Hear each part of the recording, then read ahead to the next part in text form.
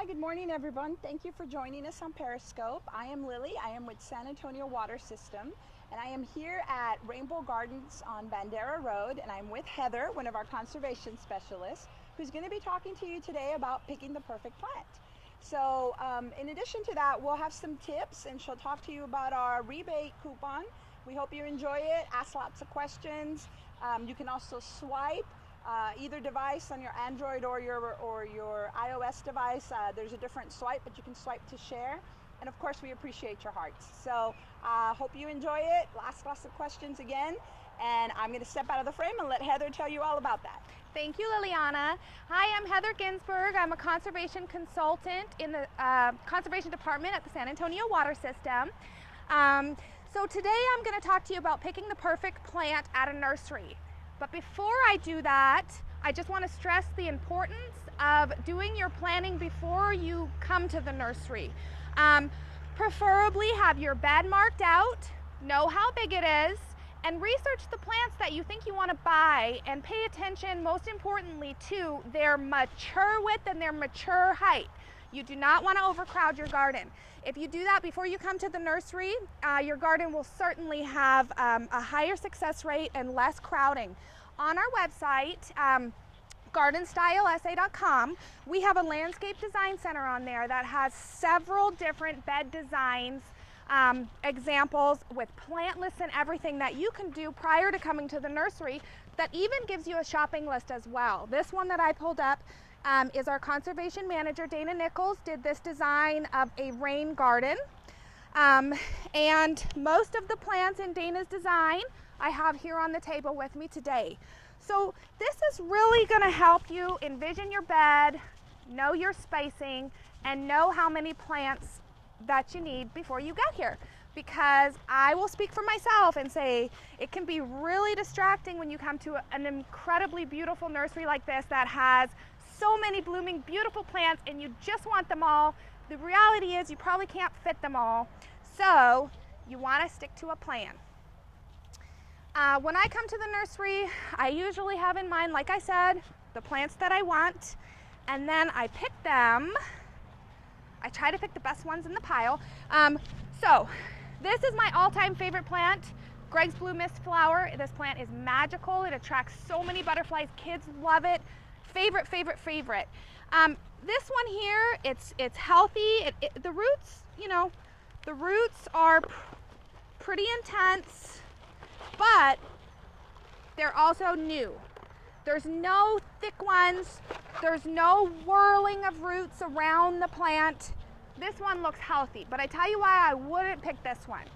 I probably wouldn't pick this one because this one's already flowering, many flowers. I'd pick this one. I'd pick the one with no flowers at all, because it takes a lot of energy for a plant to flower.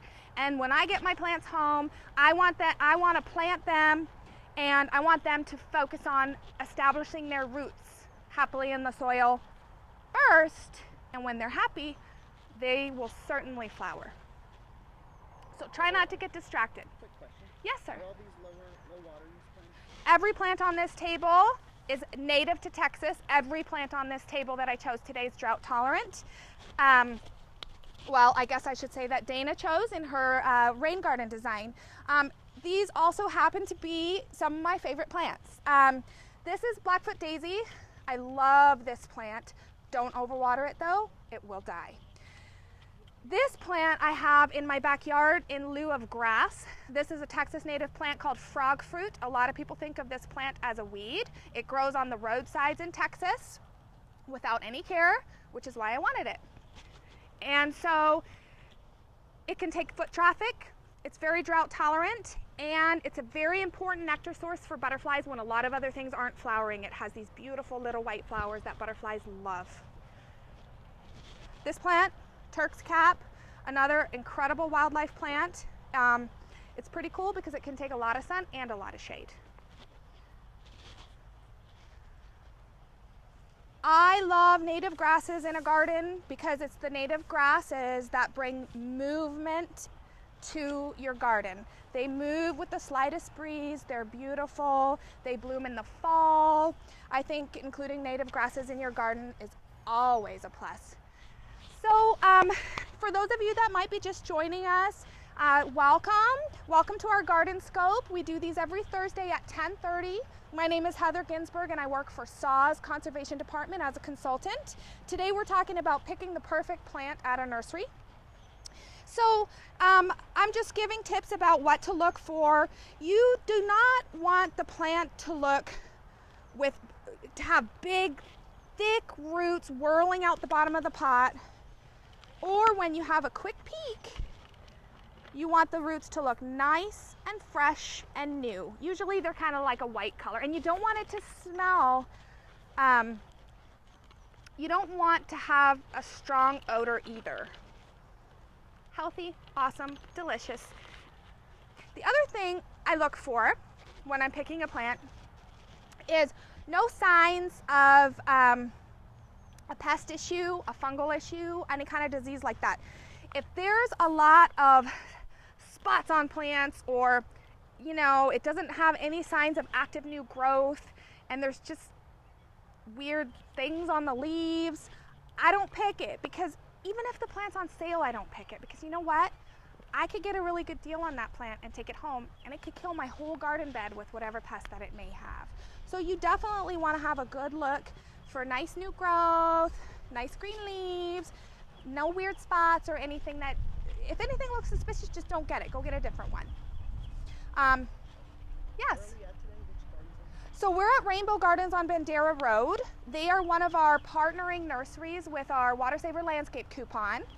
They have an incredible setup here with our SAWS coupon plants that makes it so easy to just come near the back of the nursery. They have all of the SAWS coupon plants set up for you. Beautifully done, makes it very, very easy to pick your 15 plants that are on your coupon, and they have them all here. They all look great, they all look healthy, and they're ready to go. So if you want to apply for your SAWS Water Saver Landscape coupon, do so today on saws.org or gardenstylesanantonio.com. It's actually gardenstylesa.com. You can apply for your coupon right on the website. If you have irrigation, you're going to need to have an irrigation consultation first, where myself or one of our other team members will come out and do that consultation for you, and then you will get your coupons in the mail.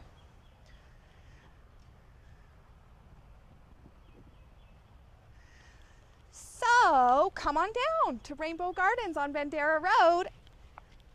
It's a beautiful nursery. All of these plants right here on the table, I believe, are on the coupon this time around. Maybe not this one. This is my second favorite Texas native ground cover. This is called snake herb. Snake herb is a beautiful plant that requires nothing from you. My kids step on it, my dog steps on it.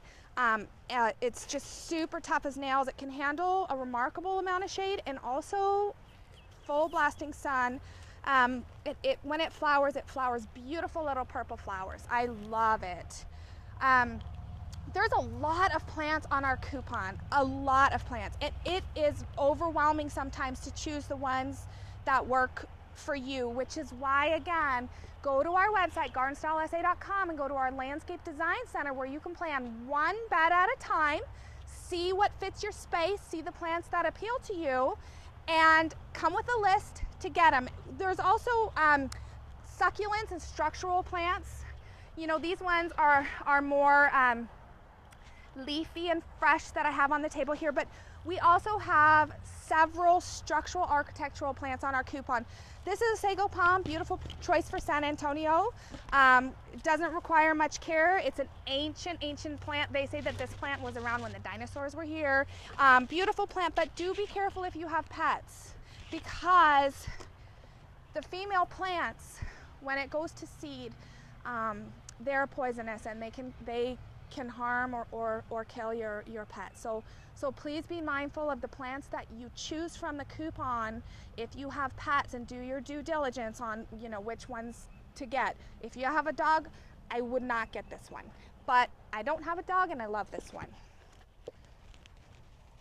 Can we go back to the snake? Snake curve? Yeah. Someone asked how tall does it get? It doesn't get much taller than this. I have it at my home, and it's just not even half a foot tall, and it just creeps on the ground, and it spreads all throughout the year. It's, you know, I think I started with 4 plants, and I probably have a 50 square foot area plus of nice dense coverage.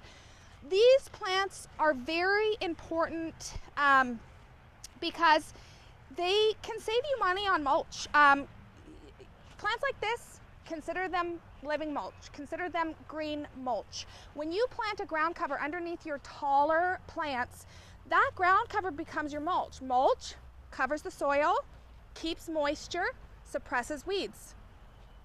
Ground covers cover the soil, keep moisture, suppress weeds. So I love to include native ground covers in my garden because the next year that I mulch, I don't need to buy as much mulch because the plants are doing that job for me. Again, my name is Heather Ginsberg. I work for the Conservation Department at the San Antonio Water System. For those of you that are just joining us, we're just talking about how to pick the perfect plant at the nursery. These are all drought-tolerant plants, all available for sale now at several nurseries around town. We happen to be at Rainbow Gardens on Bandera Road today, one of our partnering nurseries.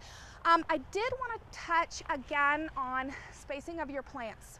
You know, when you're driving around town and you see those beds where everything's pruned like a lollipop and the leaves they just don't look healthy, they're not leafing out fully anymore. It's really not the maintenance guy's fault that that bed looks like that. It's really kind of not the maintenance guy's fault that they're trimmed like lollipops. It's the person that planted the garden. It's fault. Because if proper time and consideration is given when planting your garden and spacing your plants, then you're never going to have to worry about having to prune so heavily in order to make all of your plants fit that probably shouldn't have been spaced that close together to begin with. Should we pick a plant that already has flowers? Sometimes yes and sometimes no. This Blackfoot daisy is incredibly healthy, beautiful. It's a very healthy plant. I would buy it, certainly.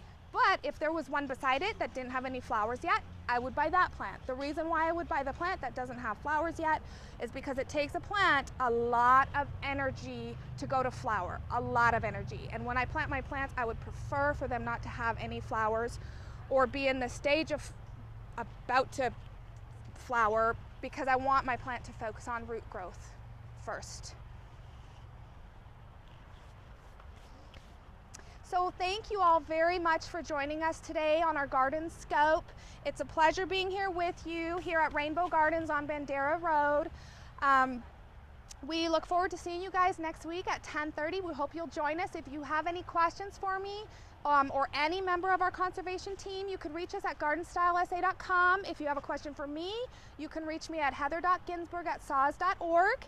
And we hope you'll join us next week. Thank you so much.